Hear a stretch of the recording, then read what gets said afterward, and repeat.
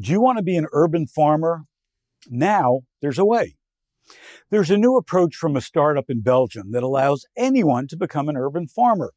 Peas&Love rents out spaces on rooftops and in unused urban spaces in Paris and Brussels.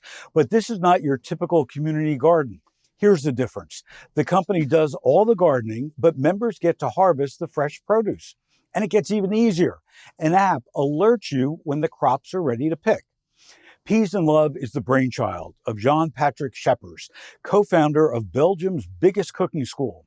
After the failure of a sustainable farming project near Brussels, he moved into the city itself and started farming on rooftops and in gardens.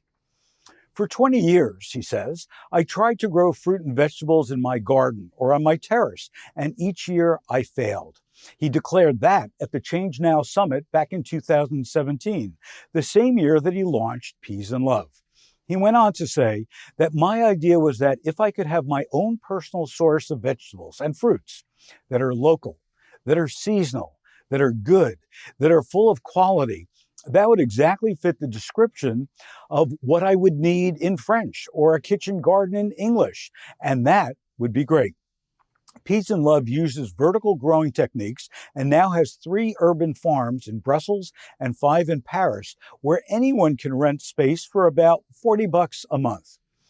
All of the farming work is taken care of by the company, and members are alerted by an app when it's time to harvest the produce. Each 157 square inch vegetable garden is divided into 2 halves, one for the sole use of the subscriber and the other to grow crops that will be shared by all members. The motivation of the people who are part of the concept is mainly to renew contact with nature, but they don't have the time or the knowledge, he says.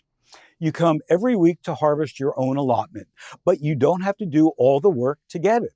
It's all about creating a community of people who help each other and share values as well as the food, he says.